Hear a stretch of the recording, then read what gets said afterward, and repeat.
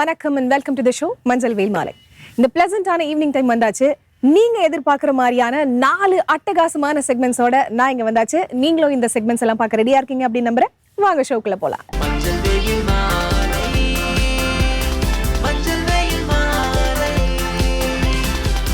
நம்ம ஷோட first segment யோகாசனம்.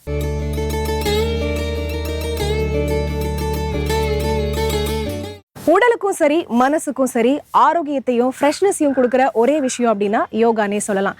அந்த யோகாவை இவங்க இந்த செக்மெண்ட்ல எவ்வளவு அழகா சொல்லி தராங்க, அதுக்கு என்னென்ன பெனிஃபிட்ஸ்லாம் இருக்குன்னு சொல்றாங்கன்னு பாருங்க. அனைவருக்கும் வணக்கம். இன்றைய யோகா பகுதியில் நம்ம பார்க்கக்கூடியது மெனபாஸ் பத்தி பார்க்க போறோம். பகுதி 3. கடந்த 2 பகுதிகளில் நம்ம ஆசனங்கள்லாம் பார்த்துட்டு இருந்தோம். இந்த பகுதியில நம்ம மூச்சு பயிற்சியும் முத்திரைகளும் நம்ம பார்த்துடலாம். ஆசனாஸ்லாம் ஓரளவுக்கு அப்படியே பார்த்துட்டோம். கூடவே சேர்ந்து இதையும் சேர்த்து பண்ணோம்னா உங்களுக்கு நல்லாவே பலன் ஜாஸ்தியா இருக்கும். முதல்ல உட்கார்ந்துக்கலாம். இது சுக்காசனா. நீங்க எப்படி வேணாலும் உட்காரலாம்.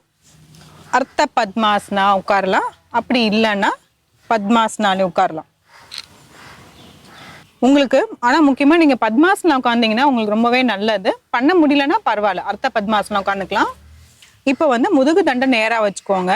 நம்ம எப்பயுமே மூச்சு பயிற்சி செய்யறது அதே மாதிரி தான். முதுகு தண்டை நேரா இருக்கணும். தலை, கழுத்து, முதுகு 3மே நேர்கோட்டில் அப்படியே இருக்கணும்.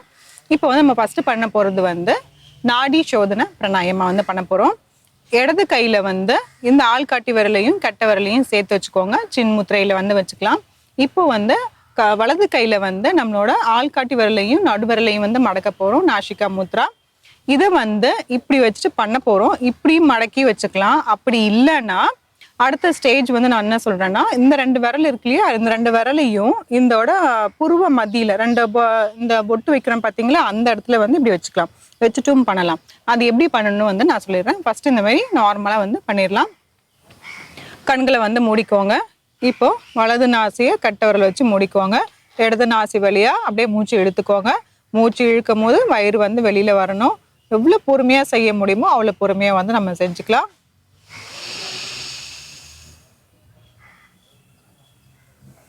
இடது நாசியை இந்த மோதிர விரலால மூடிட்டு வலது நாசி வழியா மூச்சை விட்டுடலாம். மூச்சு விடும் போது நல்ல வயிறு உள்ள போகணும். மறுபடியும் இதுலயே மூச்சு இழுக்கலாம் வலது நாசி வழியா.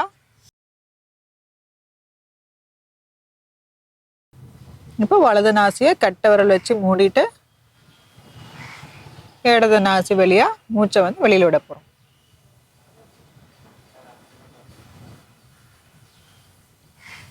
இது ஒரு சுற்று. இந்த மாதிரி நம்ம தொடர்ந்து பண்ணிக்கிட்டே இருக்கணும். பொறுமையா எவ்வளவு பொறுமையா பண்ண முடியுமோ அவ்வளவு பொறுமையா பண்ணிக்கிட்டே இருக்கலாம். இப்போ அடுத்தது சொல்றேன். இதே உங்களுக்கு இன்னும் கொஞ்சம் நல்ல கான்சன்ட்ரேஷன் நல்லா இம்ப்ரூவ் ஆகும். நல்லா நீங்க இப்போ அதாவது நம்ம இந்த மூச்சு பயிற்சி செய்யும் போதே பாத்தீங்கன்னா நம்மளோட மனம் வேற இடத்துக்கு போயிடும். அப்படியே அலைப்பாயும். அதை கொஞ்சம் கண்ட்ரோல் பண்றதுக்காக நம்ம என்ன பண்றோம்னா, இந்த 2 விரலை மடக்கணும் இல்லையா, அந்த 2 விரலையும் எடுத்து நம்ம புருவ மத்தியில இப்படி வைக்க போறோம். இப்படி வச்சுட்டு நான் உங்களுக்கு சைட்ல தெரியறதுக்காக நாங்கள் சைட்டில் திரும்புறேன். ஆனா நீங்க பண்ணும் போது நேரா தான் பண்ணணும், பார்த்துக்கோங்க. இந்த 2 விரலையுமே இந்த புருவ மத்தியில வைக்கிறோம். இப்போ அதே தான் பண்ண போறோம். வலது நாசியில கட்டை விரல் வச்சு மூடிட்டு இடது நாசி வழியா மூச்சை இழுக்கிறோம்.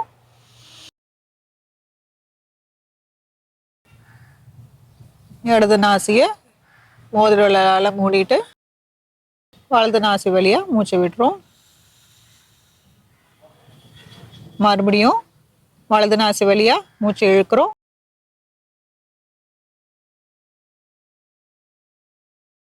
மூடிட்டு இடது நாசி வழியா மூச்சை விடுறோம்.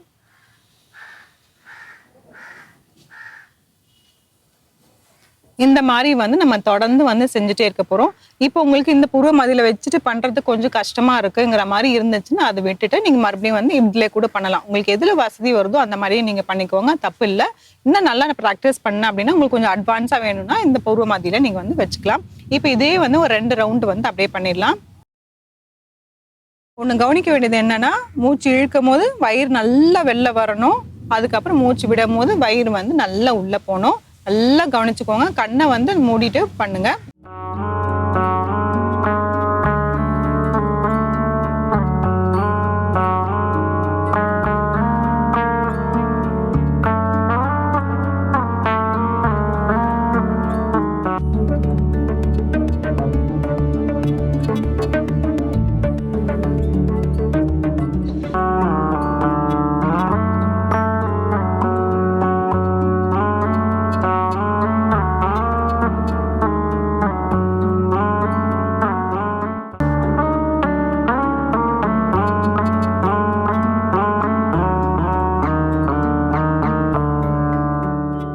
தளர்த்திக்கலாம்.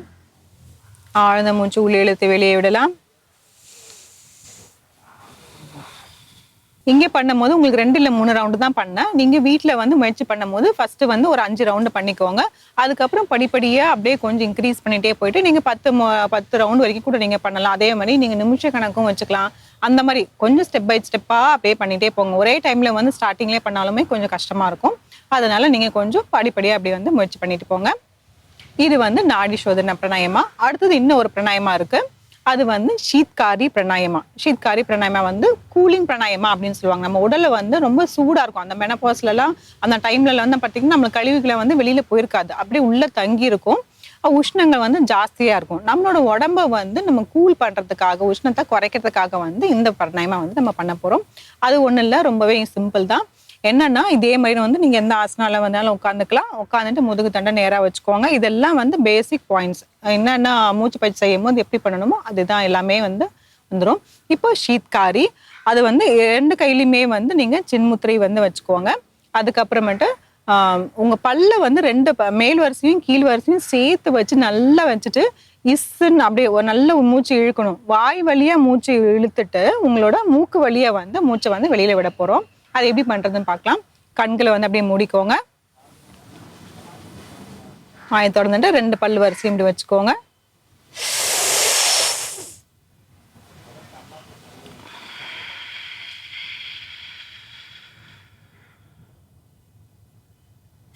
மூச்சு இழுக்கும் போது ஒரு ஹிஸ்ஸிங் சவுண்ட், அதான் இஸ் அப்படிங்கிற மாதிரி சவுண்டு வரும். அந்த மாதிரி நல்ல மூச்சு இழுங்க. வாய் வழியா வாயை திறந்து வச்சுட்டு மூச்சை வந்து வாய் வழியா இழுத்துட்டு வயிறு நல்லா அப்படி வெளில வந்துடும். அதுக்கப்புறம் வாயை மூடிட்டு நீங்க மூக்கு வழியா வந்து மூச்சை வந்து விடணும்.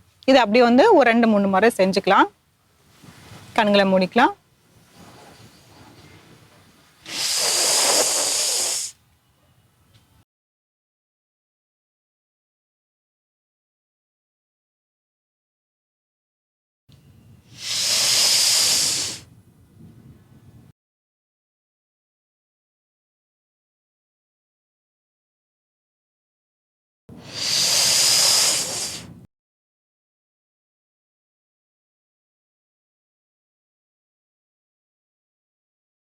தளர்த்திக்கலாம். இது பண்ணும் போதே உங்களுக்கு தெரிஞ்சிடும். உங்களோட வாய் பகுதியில இருந்து இந்த தொண்டை பகுதி எல்லாமே வந்து நல்ல குளுமையா இருக்கிற மாதிரியே வந்து உங்களுக்கு நல்லாவே தெரிஞ்சிடும். இப்போ இதுவும் வந்து அதே மாதிரி தான் ரவுண்ட்ஸ் வந்து நிறைய டைம் வந்து செஞ்சுட்டே இருக்கணும். இப்போ ஒரு 5 முறை செஞ்சுட்டு கொஞ்சம் வந்து ரிலாக்ஸ் பண்ணிக்கோங்க. அதுக்கப்புறம் மறுபடியும் ஒரு 5 முறை பண்ணிக்கோங்க, கொஞ்சம் ரிலாக்ஸ் பண்ணிக்கோங்க. மறுபடியும் ஒரு 5 முறை பண்ணிட்டு ரிலாக்ஸ் பண்ணிக்கோங்க. இந்த மாதிரி நிறைய டைம் வந்து பண்ணிட்டே போகணும். நிறைய டைம் பண்ணாதான் அதோட பலன்கள் வந்து ஜாஸ்தியா இருக்கும். ஒரு 4 தடவை 2 தடவை மட்டும் செஞ்சுட்டு விட்டுட்டீங்கன்னா அந்த முழு பயன்களை வந்து நம்மளால அடைய முடியாது. உங்களோட பண்ணதான் உங்களோட உடம்பே வந்து அது ஏத்துக்கவும் செய்யும். உங்களுக்குமே வந்து அதோட வித்தியாசம் வந்து உங்களுக்கு புரியும். இப்போ இந்த 2 பிராணாயமா வந்து செஞ்சாலே போதும். நமக்கு இன்னும் நிறையவே இருக்கு. ஆனா வந்து இந்த மெனபாஸ் டைம்ல இது 2 வந்து ரொம்ப முக்கியமான வந்து பிராணாயமா இதை வந்து செஞ்சுக்கலாம். இப்போ அடுத்தது வந்து நம்ம வந்து முத்திரைகளுக்கு போயிடலாம். முத்திரைகளை வந்து முதல்ல வந்து ரொம்ப ரொம்ப முக்கியமானது வந்து பாத்தீங்கன்னா இந்த மெனபாஸ் டைம்ல மட்டும் கிடையாது. உமன் எல்லாருமே, பெண்கள் எல்லாருமே வந்து எல்லா டைம்லயுமே வந்து இதை செய்யலாம். அவ்வளவுமே நல்லது. அது வந்து நம்மளோட கர்ப்பப்பைக்கு வந்து ரொம்பவே நல்லது. இப்போ என்ன பண்ண போறோம், கைகள் வந்து இப்படி கோத்துக்கிறோம். கோத்துட்டு இந்த உள்ளுக்கு பக்கமா இந்த 3 விரலையும், அதாவது நடு விரல், இந்த மோதிர விரல், இந்த சுண்டு விரல் 3 விரலையும் இப்படி வச்சுட்டு இப்படி உள்ளுக்கு பக்கமா வந்து கோத்துக்கிறோம். கோத்துட்டு இந்த ஆள்காட்டி விரல் 2மே வந்து சேர்த்து வச்சுக்கிறோம். இந்த கட்டை விரலையும் சேர்த்து வச்சுக்கிறோம். வச்சுட்டு இந்த 3 விரல் பார்த்தீங்கன்னா எல்லாமே வந்து டிப்பை வந்து ஜாயின் பண்ணி வச்சிருக்கணும். வச்சுட்டு உங்களுக்கு தெரியறதுக்காக நான் வந்து இப்படி காமிக்கிறேன். இப்படி வச்சுட்டு இப்போ அப்படியே வந்து நம்மளோட இப்படி வயிற்று பகுதியில் வந்து வைக்க போகிறோம். இதில் கவனிக்க வேண்டியது என்னன்னா, இந்த ஆள்காட்டி விரல் கீழ் நோக்கி இருக்கணும், இந்த கட்டை விரல் வந்து நம்மளால மேல் நோக்கி இருக்கணும். அந்த மாதிரி வச்சுக்கோங்க. வச்சுட்டு இப்போ பார்த்தீங்கன்னா நம்மளோட யூட்ரஸ் மாதிரியே இருக்கும். அதாவது நம்மளோட கர்ப்பப்பை மாதிரியே இருக்கும். கர்ப்பப்பையில் ஒரு குழந்தை இருக்கிற மாதிரியே உங்களுக்கு ஒரு இதாக இருக்கும். இப்படியே வச்சுட்டு வந்து நம்ம உட்கார போகிறோம். கண்களை மூடிட்டு அப்படியே உட்காந்துடலாம். சில வினாடிகள் தளர்த்திக்கலாம். இப்போ வந்து நம்ம சில வினாடிகள் தான் வைக்கிறோம். ஆனால் இதில் வந்து நிமிஷ கணக்கில் வந்து நம்ம உட்காரணும். கண்டிப்பாக வந்து இதில் உட்காரணும். முதல்ல வந்து ஒரு 5 நிமிஷம் வந்து உட்காந்துக்கோங்க. அதுக்கப்புறம் நீங்க அப்படியே ஸ்ப்ளிட் பண்ணியே பண்ணிடலாம். ஒரு 5 நிமிஷம் ஃபர்ஸ்ட் உட்காந்துக்கோங்க. அப்படியே கை வலிச்சுச்சுன்னா கொஞ்சம் மாத்திக்கோங்க. மறுபடியும் ஒரு 5 நிமிஷம். அதுக்கப்புறம் இன்னொரு 5 நிமிஷம். ஆனா கண்டிப்பா வந்து 15 நிமிஷம் வந்து செஞ்சே ஆகணும். இந்த மாதிரி 5 நிமிஷமா பிரிச்சுட்டு முடிஞ்சிச்சுன்னா உங்களால வந்து நீங்க மொத்தமாவே வந்து 1/4 மணி நேரம் வந்து நீங்க அப்படியே வந்து பண்ணலாம். இது உட்காந்துட்டும் பண்ணலாம், படுத்துட்டும் பண்ணலாம், இல்ல டிவி பார்க்கும்போது நீங்க உட்காந்துட்டு பண்ணலாம், அப்படி இல்லைன்னா டிராவலிங்ல இருக்கும்போது பண்ணலாம். எப்போ வேணாலும் நீங்க பண்ணிக்கலாம். ஆனா தொடர்ந்து வந்து வச்சுக்கணும். இப்போ இங்க டைமிங்ல வந்து உங்களுக்கு சில வினாடிகள் தான் காமிச்சேன். இது வந்து யோனி முத்ரா. அடுத்த முத்ராக்கு வந்து போலாம். இதுவும் வந்து நிறைய முத்திரைகள், மெனபாஸுக்கே நிறைய முத்திரைகள் இருக்கு. அது இல்லாம நான் வந்து ரொம்ப முக்கியமானது மட்டும் நான் உங்களுக்கு எடுத்து கொடுக்குறேன். அதாவது இப்போ அடுத்தது பார்த்தீங்கன்னா பிராண முத்ரா. பிராண முத்ரால வந்து என்ன பார்த்தீங்கன்னா இந்த மோதிர விரல், இந்த வந்து சுண்டு விரல், இந்த ரெண்டையும் சேர்த்து வச்சுக்கோங்க. அதுக்கப்புறம் கட்டை விரலையும் சேர்த்து வச்சுக்கோங்க. 2 கைகளையுமே வந்து இப்படி சேர்த்து வைக்கிறோம். சேர்த்து வச்சுட்டு மற்ற 2 விரலுமே வந்து நீட்டி இருக்கணும். அப்படியே திருப்பிட்டு நம்மளோட மடி மேல வந்து இப்படி வச்சுக்கிறோம். இது வந்து பிராண முத்ரா. சில வினாடிகள் தளர்த்திக்கலாம். இதுவும் வந்து நம்மளோட நிமிஷம் கணக்கில் தான் வைக்கணும். எல்லாமே நிமிஷம் கணக்கில் தான் வைக்கணும். ஒரு 5 நிமிஷம் வந்து இது வச்சுக்குவாங்க. இது வந்து என்ன பலன் அப்படின்னு பார்த்தீங்கன்னா நம்மளுக்கு வைட்டல் எனர்ஜி, அதாவது நம்மளுக்கு எனர்ஜி வந்து நம்ம நல்லா தரும். அதுக்காக வந்து இது இந்த பிராண முத்ரா வந்து பண்றோம். இப்போ அடுத்தது இன்னும் ஒரே ஒரு முத்ரா வந்து பண்ணிடலாம். இப்போ எல்லா விரல்களுமே சேர்த்து வச்சுட்டு அதோட உங்க நுனியை வந்து இப்படி தொட போறோம். இந்த பகுதி கிடையாது, நுனி பகுதியில வந்து இப்படி வந்து வைக்க போறோம். ரெண்டுத்துக்குமே வித்தியாசம் இருக்கு. இந்த பக்கம் இப்படி டச் பண்றதுக்கும் இந்த நுனியை டச் பண்றதுக்குமே வந்து வித்தியாசம் இருக்கு. ஸோ இப்படி வைக்கிறோம். வச்சுட்டு இது ஒரு பால் மாதிரி வந்து இப்படி வச்சுக்கிறோம். இது வந்து ஹாக்கினி முத்ரா. இந்த பால் மாதிரி இப்படி நல்லா நேராலாம் வைக்காம நல்லா வந்து இந்த நுனி படுறதுக்காக நம்ம இப்படி வைக்கிறோம். பால் மாதிரி வைக்கிறோம். இது வந்து நம்ம வயிற்று பகுதியில வந்து இப்படியே வச்சுக்கிறோம். வச்சுட்டு சில வினாடிகள் இருக்கலாம். தளர்த்திக்கலாம். இது வந்து ஹாக்கினி முத்ரா. இந்த முத்திரைகள்ல, இந்த 3 முத்திரைகள்ல வந்து நீங்க செஞ்சு பழகுங்க. இது கூடவே வந்து பாத்தீங்கன்னா இப்போ எப்படி வந்து இப்போ மெனபாஸ்ங்கும் போது வந்து நம்மளோட ஆசனங்கள் பண்ணோம். அதுக்கப்புறம் வந்து மூச்சு பயிற்சி செஞ்சோம். அதுக்கப்புறம் முத்திரைகள் செஞ்சோம். கூடவே பாத்தீங்கன்னா நம்மளோட டயட்டையும் வந்து நல்லாவே பாத்துக்கணும். இப்போ இந்த மெனபாஸ் டைம்ல பாத்தீங்கன்னா ஒவ்வொருத்தருக்கும் ஒவ்வொரு மாதிரி இருக்கும். நிறைய வந்து வலிகள் வந்து ஒரு சில பேருக்கு வந்து வித்தியாசப்படும். சில பேருக்கு வந்து முதுகு வலி ரொம்பவே அதிகமா இருக்கும். சில பேருக்கு மூட்டு வலி ஜாஸ்தி ஆயிடும். சில பேருக்கு வந்து வயிற்று வலி வந்து அதிகமா இருக்கும். அதுக்கப்புறமேட்டு பாத்தீங்கன்னா உடல் உஷ்ணம் ஆயிடும். அதனால அதுக்கு ஏத்த மாதிரி அந்த சீசனுக்கு ஏத்த மாதிரி வந்து நம்மளோட அந்த பழங்கள்ல வந்து நிறைய எடுத்துக்கணும். பழங்கள், காய்கறிகள் வந்து நிறைய எடுத்துக்கணும். பால் வகைகள் வந்து நிறைய எடுத்துக்கணும். இந்த மாதிரி டயட்டோட சேர்த்து எல்லாமே பண்ணீங்கன்னா வந்து உங்களுக்கு அந்த மெனபாஸ் டைம்ல வந்து வர வந்து பிரச்சனைகள் வந்து நம்ம நல்லாவே தீர்வு கண்டுக்கலாம். இப்போ இறைவன் வந்து இந்த மாதிரி படைச்சிருக்காங்க. பெண்கள்னா இந்த பண்ணி தான் வரும். அதுக்கப்புறம் வந்து 50 வயசுல 45 வயசுல வந்து எல்லாமே நின்றுடும். அப்புறம் அந்த கழிவுகளை நம்ம எப்படி வெளியில ஏத்துறது? அது வந்து இந்த மாதிரி உடல் பயிற்சிகள் மூலமாகவும் நம்மளோட உணவுகள் மூலியமாவே வந்து இது வந்து எல்லாமே வந்து சரி செஞ்சுக்கலாம். கொஞ்சம் கொஞ்சமா அப்படியே வந்து நம்ம வெளியில வரணும். அதே மாதிரி அவங்களோட மூட் ஸ்விங்ஸ் வந்து அப்படின்னு சொல்லுவாங்க. ஸோ வந்து அதாவது அந்த டைம்ல வந்து ரொம்பவே வந்து கொஞ்சம் கோவப்படுவாங்க. எல்லாரும் மேலேயுமே வந்து கோவப்படுறது அந்த மாதிரிலாம் வந்து இருக்கும். அப்போ வந்து கொஞ்ச நேரம் வந்து தியானம் செய்யற மாதிரி வச்சுக்கலாம். தியானம் செய்யறது எப்படின்னு பார்த்தீங்கன்னா ஒன்றும் இல்லை, இதே மாதிரி வந்து நீங்க உட்காந்துக்கிட்டு 2 கைகளுமே வந்து சின்முத்திரையில வச்சுட்டு ஒரு இடத்துல அமைதியா உட்காந்துட்டு நீங்களும் வந்து உங்களுக்கு பிடிச்ச இஷ்ட தேவதைகளை அந்த அவங்களோட மந்திரத்தை வந்து நீங்க அப்படியே வந்து சொல்லிக்கிட்டே இருக்கலாம். மனசுக்குள்ளேயே அப்படியே சொல்லிக்கிட்டே ரொம்ப நேரம் வந்து நீங்க உட்கார்ந்துட்டே இருக்கலாம். இது வந்து உங்களுக்கு மன அமைதியை வந்து தரும். ஸோ எல்லாமே ஒன்று சேர்ந்து வந்தாதான் வந்து அதோட முழு பயன்கள் எல்லாம் எல்லாமே பெறும். இது எல்லாமே வந்து முயற்சி செஞ்சு பாருங்க. மீண்டும் அடுத்த பகுதியில் சந்திக்கலாம். நன்றி, வணக்கம்.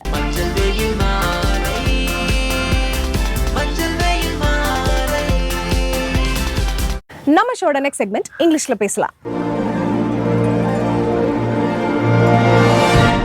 உலகத்துல எவ்வளோ லாங்குவேஜஸ் இருந்தாலுமே இங்கிலீஷ் அப்படிங்கிற ஒரு லாங்குவேஜ் வந்து ரொம்பவே தனித்துவமானதுங்க. அந்த லாங்குவேஜை எப்படியாவது கத்துக்கணும் அப்படிங்கிற ஒரு ஆர்வம் எல்லாருக்குள்ளயுமே இருக்கும். அந்த லாங்குவேஜை எந்த அளவுக்கு ஈஸியா இந்த செக்மெண்ட்ல இவங்க சொல்லி தராங்க அப்படிங்கறத பாருங்க. இங்கிலீஷ்ல பேசலாங்கிற இந்த நிகழ்ச்சியில பிரசன்ட் கண்டினியூஸ் டென்ஸ் அப்படிங்கிற இந்த தலைப்புல எப்படியெல்லாம் நம்ம யூஸ் பண்ணக்கூடாது அப்படின்னு ஒரு சில வினை சொற்களை நம்ம பார்த்துட்டோம்.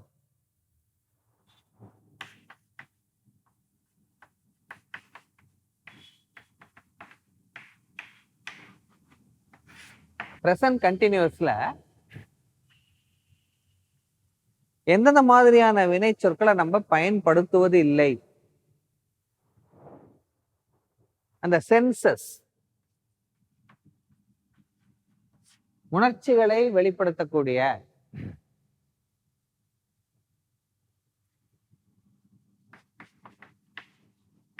கேட்டல் அப்படின்னு சொல்லக்கூடியது ஐ எம் ஹியரிங்.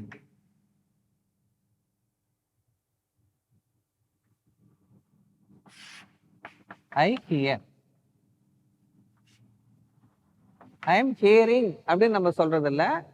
நம்ம எப்படி சொல்றோம் அப்படின்னு பார்த்தீங்கன்னா ஐ ஹியர், நான் கேட்கிறேன், நான் கேட்டுக்கொண்டிருக்கிறேன். அந்த கொண்டிருக்கிறேன் அப்படிங்கிறது வராது.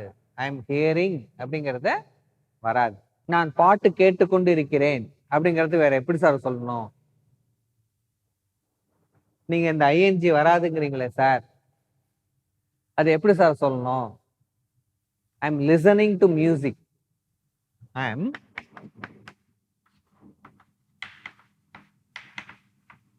M listening to music. நான் இசை கேட்டுக்கொண்டிருக்கிறேன், நான் பாடல் கேட்டுக்கொண்டிருக்கிறேன். I am listening to music. I am listening to music. நான் பாடல் கேட்டுக்கொண்டு இருக்கிறேன். ஐ எம் ஹியரிங் வராது, இது வரும். ஐ am listening to music. I am listening to music. Listening, listen அப்படின்னா என்ன? கேளு. லிசன் ஹியர் அப்படின்னு சொல்லுவாங்க. டீச்சர்ஸ் எல்லாம் பார்த்தீங்கன்னா கிளாஸ்ல பசங்க பேசிக்கிட்டே இருந்தாங்க அப்படின்னா என்ன சொல்லுவாங்க? ஸ்டூடெண்ட்ஸ் லிசன் அப்படின்னு சொல்லுவாங்க. அந்த லிசன் பிளஸ் ஐஎன்ஜி, லிசனிங். இந்த கண்டினியூஸ் டென்ஸ்னால என்ன? verb plus ING.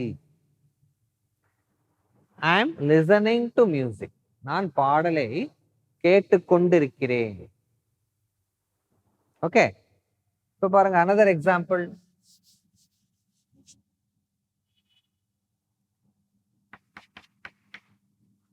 I am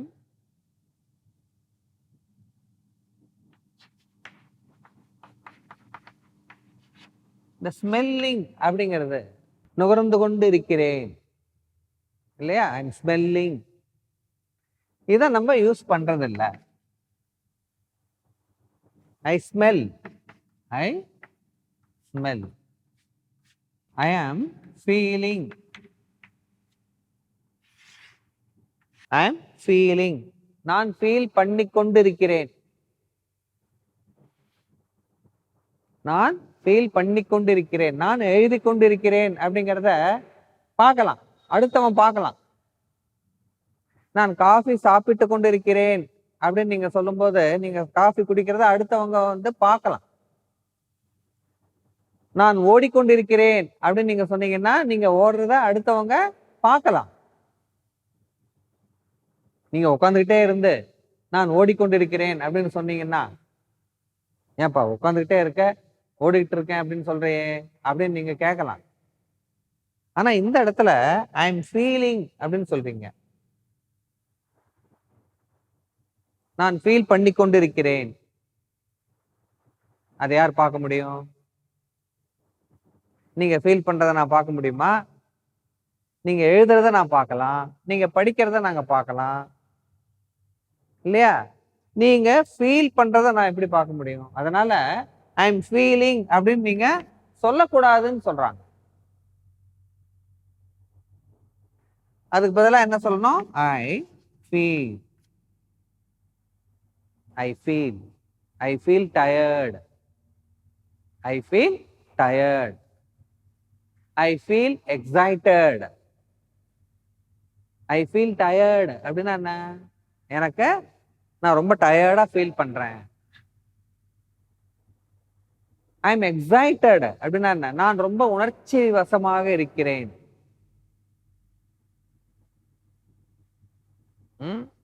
அப்போ ஐ ஃபீல் அப்படின்னா சொல்லணுமே தவிர ஐ எம் ஃபீலிங் அப்படின்னா சொல்லாதீங்க.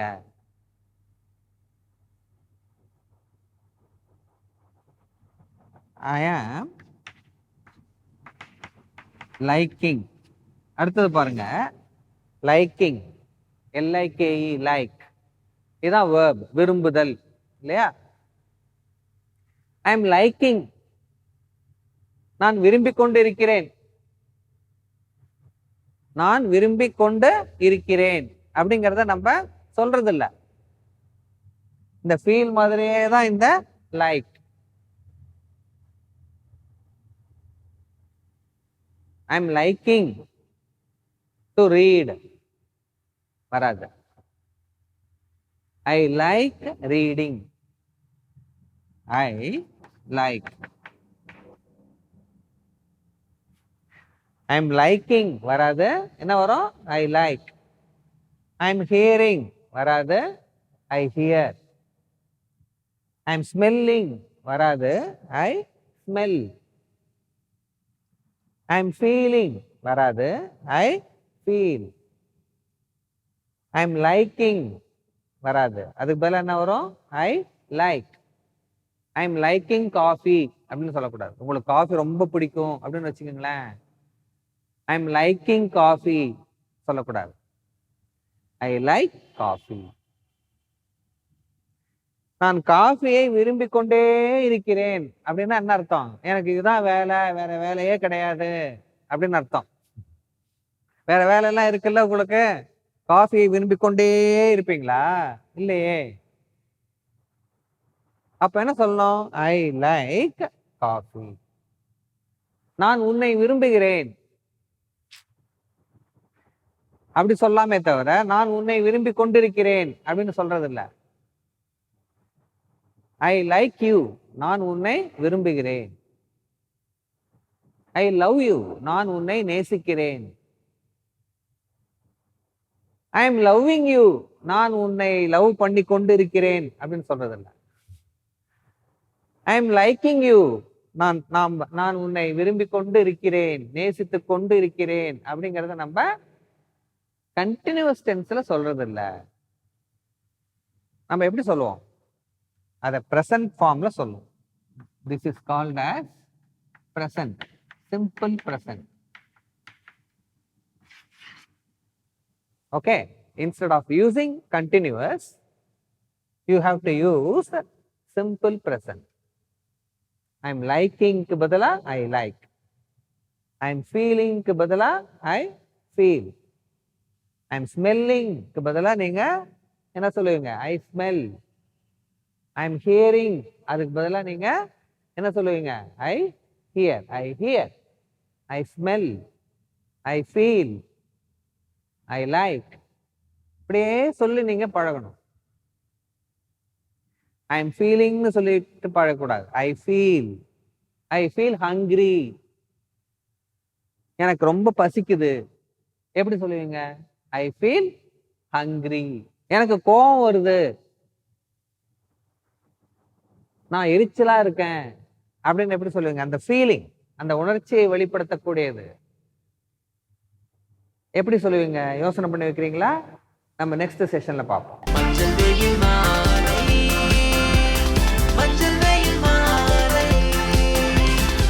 நம்ம ஷோட நெக்ஸ்ட் செக்மெண்ட் தெரிந்து கொள்வோம்.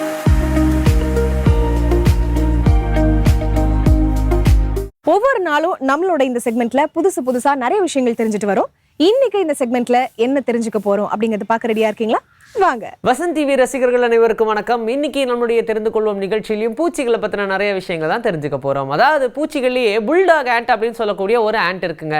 இந்த ஆண்ட் கொஞ்சம் வித்தியாசமானதுன்னு சொல்ல முடியும். என்னன்னா தன்னுடைய உடம்பு ஹைட் இருக்கு இல்லையா, அதை விட 7 மடங்கு அதால உயரமா குதிக்க முடியும் அப்படின்னு சொல்றாங்க. இதனாலதான் இதுக்கு புல்டாக் அப்படின்னு வச்சாங்களா என்னன்னு தெரியல. பட் புல்டாகா பார்க்கும்போது அது ரொம்ப சின்னதுதான், அதால குதிக்க கூட முடியாது. இந்த பேர் வைக்கிறதுக்கு முன்னாடி கொஞ்சம் யோசிச்சிருக்கலாம். ஸ்டோன் ஃபிளைஸ் எல்லாருமே பார்த்திருப்பீங்கல்ல. இந்த ஸ்டோன் ஃபிளைஸ்லாம் என்ன பண்ணும்னா தன்னுடைய மேட்டை அட்ராக்ட் பண்றதுக்காக புஷ்அப் பண்ணி காட்டுமா. ஸோ எந்த புஷ்அப் ரொம்ப அழகா இருக்கோ அதை பார்த்ததுக்கு அப்புறமா அந்த மேட்டு ஓடுமா. பார்த்துக்கங்களேன், பூச்சியே இம்மா துண்டுதான் இருக்கும், அதுக்குள்ள எவ்வளவு விஷயங்கள். மஸ்கிட்டோஸ் எல்லாம் நம்மளை கடிக்குதே அப்படின்னு சொல்லி யோசிச்சுட்டே இருக்கீங்களே, ஆனா அது கடிக்கிறதுக்கான காரணம் இருக்கு அப்படின்னு சொல்றாங்க. ரொம்ப ஸ்மெல்லியான ஃபீட் இருந்துச்சுன்னா மட்டுமே தான் அது காலை கடிக்கும் அப்படின்ற மாதிரி சொல்றாங்க. அண்ட் நீங்க திடீர்னு எப்பப்பெல்லாம் தேவைப்படுதோ அப்பெல்லாம் பவுடர் போட்டுக்கிட்டீங்கன்னா அது கடிக்காது போல. கிராஸ் ஹாப்பர்ஸுக்கு கிடைச்சிருக்கிற வரம் இருக்கே வரம் அப்படின்ற மாதிரி அதோடைய அதோடைய கைகள் இருக்கக்கூடிய ஒரு இடத்துல எனர்ஜியை ஸ்டோர் பண்ணி வச்சுக்குமா. அதுதான் கிராஸ் ஹாப்பர் ஒரு இடத்துல இருந்து இன்னொரு இடத்துக்கு ஜம்ப் பண்றதுக்கு எனர்ஜியை ப்ரொடியூஸ் பண்ணுதுன்னு சொல்றாங்க. பட்டாம்பூச்சி எல்லாமே ருசி பார்க்கணும் அப்படின்னா அதோடைய ஃபீட்ல இருந்தா ருசி பார்க்குமா. ஏன்னா ஏதாவது ஒரு பூ மேலே ஏறி உட்கார்ந்ததுமே அதுல தேன் இருக்கா இல்லையா, ஸ்வீட்டா இருக்கா இல்லையா, இல்ல என்ன மாதிரியான டேஸ்ட் இருக்கு அப்படின்றத டேஸ்ட் பண்றதுக்கே அதோடைய ஃபீட் தான் பயன்படுத்துதுன்னு சொல்றாங்க. பட்டர்ஃப்ளைஸ் எல்லாம் பார்க்கறதுக்கு ரொம்ப அழகா இருக்கு, அது என்ன பண்ண போகுது அப்படின்னு தானே யோசிக்கிறீங்க. ரெட் போஸ்ட்மேன் பட்டர்ஃப்ளை அப்படின்னு சொல்லி ஒரு பட்டர்ஃப்ளை இருக்குங்க. இது தான் வந்து பாய்சனை ப்ரொடியூஸ் பண்ணும் அப்படின்றதுக்காகவே ரொம்ப டாக்ஸிக்கான பிளான்ஸ் எல்லாத்துல இருந்து நிறைய விஷயங்களை சாப்பிட்டு பாய்சனை தனக்குள்ளேயே உருவாக்கும்ன்ற மாதிரி சொல்றாங்க. அதனால அழகா இருந்தாலும் அதுல கொஞ்சம் ஆபத்து இருக்கு. கிராஸ் ஹாப்பர்ஸ் எல்லாமே டைனோசர் காலத்துக்கும் முன்னாடி இருந்தே இருக்கு அப்படின்ற மாதிரி சொல்றாங்க. அது உண்மையா இல்லையான்னு தெரியல. பட் ஹெரிடேஜ் வைஸா பார்க்கும்போது கிராஸ் ஹாப்பரும் பார்க்கறதுக்கு ஓரளவுக்கு இந்த டைனோசர் மாதிரி இல்லை அப்படின்னாலும் ஒரு மாதிரி வித்தியாசமா தானே இருக்கு. அப்போ அது டைனோசருக்கு முன்னாடி இருக்கிறதுக்கு வாய்ப்பு இருக்கு. லேடி பேர்ட்ஸ் எல்லாமே தான் இறந்துட்ட மாதிரி நடிக்குமா. காரணம் என்னன்னா பிரிடேட்டர்ஸ் கிட்ட இருந்து தன்னை பாதுகாத்துக்கிறதுக்கு. அதனால ஏதாவது ஒரு எனிமி அது கிட்ட நெருங்க வர அடுத்த செகண்டே அது இறந்த மாதிரி காமிக்குமா. இதனால அந்த எதிரி உடனே பார்த்துட்டு ஓடிடும் அப்படின்ற மாதிரி சொல்றாங்க. கிரேட்டர் வாட்டர் போட்மேன் அப்படின்ற பூச்சியை பத்தி நம்ம முன்னாடியே பார்த்திருப்போம். இந்த பூச்சி பார்த்தீங்கன்னா அதோடைய சுவாசிக்கிறது அப்படின்னு பார்க்கும்போது பாட்டம்ல இருந்து தான் சுவாசிக்குமா. அதாவது எதை பண்ணாலும் கொஞ்சம் டிஃப்ரெண்டா தான் பண்ணும் அப்படின்ற மாதிரி தலைகீழா தான் சுவாசிக்கும். ஜிராஃபி வீவில்ஸ் அப்படின்னு சொல்லக்கூடிய ஒரு பூச்சி இருக்குங்க. இது பார்க்கறதுக்கு தன்னுடைய உடம்பு இங்கே இருக்கும், ஆனால் அதோடைய கழுத்து மூக்கெல்லாம் பார்த்தீங்கன்னா அப்படியே ரொம்ப தூரமாக டிஸ்டன்ஸாக இருக்கும். ஸோ இதனாலேயே ஜிராஃபி வீவில்ஸ் அப்படின்னு சொல்லி இதுக்கு பேரும் வச்சிருக்காங்க. யார் கூடயாவது சண்டை போடணும் அப்படின்னா அதோடைய நீண்ட கழுத்தை வச்சு தான் சண்டை போடுமா. புல்லட் ஆண்ட் அப்படின்னு சொல்லக்கூடிய ஒரு எறும்பு இருக்கு. இந்த எறும்பு அமேசான் காடுகளில் இருக்கு. ஆனால் இது கடிச்சதுன்னா ஒரு மனுஷனுக்கு தோட்டா பாஜா உடம்புல எப்படி இருக்குமோ, எந்த அளவுக்கு வலிக்குமோ அந்த அளவுக்கு வலிக்கும் அப்படின்ற மாதிரி சொல்றாங்க. அதனால தான் ஒரு சில எறும்புகள் கிட்ட எல்லாம் உஷாரா இருங்க அப்படின்றாங்க. கட்டெரும்பு கடிச்சாலே தாங்க முடியல, புல்லட் எறும்பு கடிச்சா என்னாக. இன்னைக்கு நம்முடைய தெரிந்து கொள்வோம் நிகழ்ச்சியில நிறைய விஷயங்கள் பூச்சியை பத்தி தெரிஞ்சுக்கிட்டோம். இதே மாதிரி ஒரு சூப்பரான கண்டென்ட்டோட உங்களை நான் வந்து சந்திக்கிறேன். Until then, this is bye from Vijayashree. Take care. நம்ம ஷோட நெக்ஸ்ட் செக்மெண்ட் தினம் ஒரு தகவல்.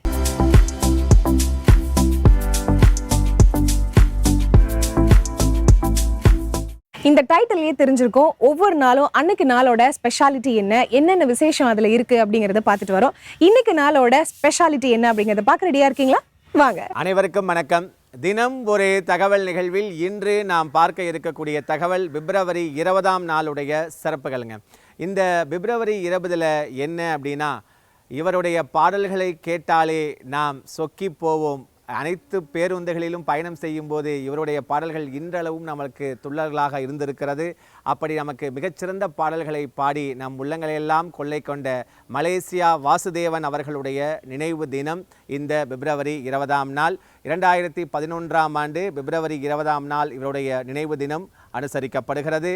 இவர் பார்த்தீங்க அப்படின்னா MS விஸ்வநாதன் அவர்களுடைய இசையமைப்பில் இந்திய நாடு என் வீடு அந்த பாடல் காட்சிகளில் மேஜர் சுந்தரராஜன் அவர்களுடைய போர்ஷனுக்கு இவர் பாடியிருப்பாருங்க. அதன் பிறகு இவர் எப்போ பாடலாம், GK வெங்கடேஷ் அவர்களுடைய இசையமைப்பில் தான் முதல்ல ஒரு பாடல் காட்சிகளில் இவர் பாடுறாரு. அதன் பிறகு பாரதி ராஜா அவர்கள் தான் இவரை அறிமுகப்படுத்துகிறாருங்க. 16 வயதினிலே படத்தில் செவ்வந்தி பூவெடுத்த சின்னக்கா அந்த பாடலுக்கு முதல்ல SPP அவர்கள் தான் பாடுவதாக இருந்தது. அந்த பாடல் பதிவு நடப்பதற்கான எல்லாமே ஒதுக்கி ரெடியாக இருக்குது. ஆனால் SPP அவர்களால் வர இயலாத சூழ்நிலை, அவரால் உடல்நிலை சரியில்லாத அவரால் பாட இயலவில்லை. அந்த சமயத்தில் த்ரோட் அவருக்கு கட்டியிருந்தது. அப்போ என்னாச்சு அப்படின்னா, யாரை பாட வைக்கலாம் அப்படின்னு சொல்லும்போது மலேசியா வாசுதேவனை சொல்லலாம் அப்படின்னு சொல்லும்போது, சரி ஒரு வாய்ப்பு கொடுத்து பார்ப்போம், ஃபஸ்ட்டு ஒரு இது எடுத்து பார்ப்போம், நல்லா வந்துச்சுன்னா பயன்படுத்திக்கலாம் அப்படின்னு சொல்லும்போது மிகச் சிறப்பாக அந்த பாடலை பாடி கொடுத்தார் மலேசியா வாசுதேவன் அவர்களுங்க. அதன் பிறகு தான் வரிசையாக பாரதிராஜா அவர்களுடைய கிழக்கே போகும் ரயிலே படத்தில் என்று தொடர்ச்சியாக பல பாடல்களை இவர் பாடினாருங்க. அதிலும் இன்றளவும் அப்போ என்னது தியேட்டரில் அளப்பற கிளப்பன பாட்டு அப்படின்னு சொல்லும்போது, பொதுவாக என் மனசு தங்கம் முரட்டுக்காலை படத்தில் ரஜினிக்காக அவர் பாடிய பாடல் மிகப்பெரிய ஒரு துள்ளலாக அப்போ அமைந்தது. அது மட்டும் இல்லை, ஆசை 100 வகை வாழ்வில் 100 சுவை வா அந்த பாட்டு என்னென்னா அந்த அளவுக்கு ஒரு உச்சத்தை தொட்ட பாடல். சிவாஜி கணேசன் அவர்களுக்கு எப்பயுமே TMS தான் பாடுவாருங்க. ஆனால் சிவாஜி அவர்களுக்கு படிக்காதவன் படத்தில் அந்த ஒரு கூட்டு கிளியாக ஒரு தோப்பு குயிலாக அந்த பாடல் பார்த்தீங்கன்னா சிவாஜி அவர்களுக்கு வந்து பின்னணி பாடகராக மலேசியா வாசுதேவன் அவர்கள் வந்து பாடியிருப்பாருங்க. அதில் வந்து அவ்வளவு ஒரு உட்கருத்துக்கள், ஒவ்வொரு வரிகளுமே வந்து மிகச் சிறப்பாக அமைந்திருக்கும். அது மட்டுமல்ல, நிறைய காதல் பாடல்கள் வந்து நிறைய அவருடைய சோக பாடல்களாக இருக்கட்டும், காதலிலே வந்து சோக பாடல்களாக இருக்கட்டும், காதல் பாடல்களாக இருக்கட்டும் என்ற அனைத்திலையுமே வந்து சிறப்பாக தன்னுடைய குரல்களால் நம்மளை எல்லாம் கொள்ளையடித்தவர் தான் மலேசியா வாசுதேவன் அவர்கள். 8000 பாடல்களுக்கு மேலே அவர் வந்து பாடியிருக்கிறார். அதே மாதிரி 85க்கும் மேற்பட்ட திரைப்படங்களிலும் அவர் வந்து நடித்திருக்கிறாருங்க. ஒரு கைதியின் டைரி அப்படிங்கிற படத்தில் தான் இவர் வந்து முதல்ல நடிகராக அறிமுகமாகிறார். அதன் பிறகு வந்து பார்த்திங்கன்னா ஊர்காவலன், ஜல்லிக்கட்டு போன்ற படங்களில் வந்து குணச்சித்திர கதாபாத்திரத்தில், வில்லன்கள் கதாபாத்திரத்திலையும் வந்து மிக சிறப்பாக வந்து நடித்திருப்பாருங்க. அதே மாதிரி 1980 காலகட்டத்தில் வந்து 2-3 படங்களுக்கு, பாக்கு வெத்தலை, இது மாதிரி வந்து 2-3 படங்களுக்கு வந்து இவர் இசையமைப்பாளராகவும் வந்து மலேசியா வாசுதேவன் அவர்கள் பணியாற்றி இருக்கிறாருங்க. இவருக்கு தமிழக அரசினுடைய கலைமாமணி விருதையும் மலேசியா வாசுதேவன் அவர்கள் பெற்றிருக்கிறார். அதாவது வந்து ஒரு கிராமப்புறமான ஒரு பாடல்கள், அது மாதிரியான இதுக்கு எல்லாமே வந்து மலேசியா வாசுதேவன் அவர்களுடைய குரல் தான் சொந்த குரலாக, அதாவது சிறப்பாக இருக்கும்னு முடிவு பண்ணாங்க. அது மட்டுமல்ல, அந்த 1980-90 காலகட்டங்கள்லாம் வந்து பெல் பாட்டம் ஃபேண்ட் எல்லாமே வந்து பெல் பாட்டம் தான் போட்டிருப்பாங்க. அப்போ அந்த பெல் பாட்டம் போட்டு அந்த நடிகர்கள் வரும்போது அந்த அறிமுக காட்சிகள், அது மாதிரியான இதுக்கெல்லாம் வந்து இவருடைய குரல் வந்து அந்த அளவுக்கு ஒத்து போனது என்று சொன்னால் அது மிகையாகாது. இப்படி அவருடைய பாடல்களால் நம்மை கட்டி போட்ட மலேசியா வாசுதேவன் அவர்களுடைய நினைவு தினம் இந்த பிப்ரவரி 20ஆம் நாள். மற்றொரு தகவலோடு உங்களை நான் சந்திக்கின்றேன். நன்றி, வணக்கம். ஃபைனலி நம்ம ஷோட எண்டுக்கு வந்தாச்சு. இன்னைக்கு நம்மளோட ஷோல பார்த்த 4 செக்மெண்ட்ஸும் உங்களுக்கு ரொம்பவே பிடிச்சிருக்கும் அப்படின்னு நினைக்கிறேன். உங்களோட ஃப்ரெண்ட்ஸ் அண்ட் வெல்விஷர்ஸ்க்கு இந்த விஷயங்கள் எல்லாம் கண்டிப்பா ஷேர் பண்ணுங்க. இதோட அடுத்த செக்மெண்ட்ல மீண்டும் சந்திப்போம். Until then, it's bye from Farita and Manjalvel Mali team.